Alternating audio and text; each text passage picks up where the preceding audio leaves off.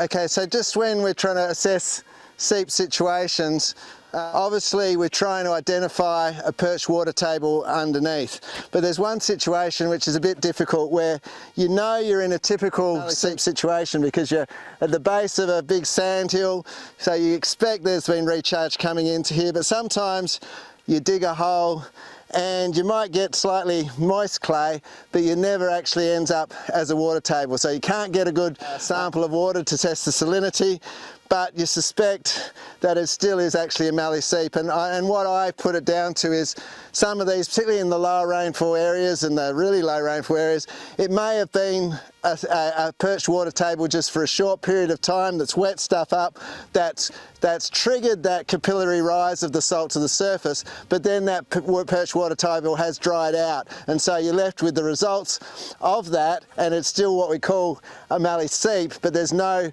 water table there at that present time. Maybe it takes a big season of rainfall then to cause another perched water table. So in those situations, I'm not saying that you want to target lucerne into that because there's nothing really there for the lucerne to drink. Yeah, it is a difficult situation, and the main principles are trying to get cover back over it, whether it be sand, whether it be straw, to stop that evaporation and get back to production again. In some of these sites, and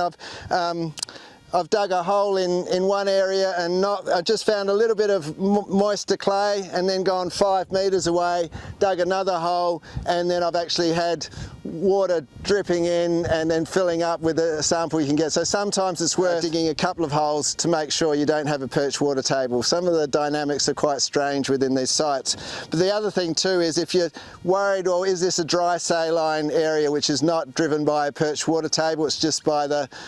salty subsoil clays dragging salt to the surface, like your magnesia patches, that's where you can use NDVI mapping to see whether these areas that are going scalded, are they green around the edges for longer because they do get extra moisture in a seep situation? If not, if they're just going salty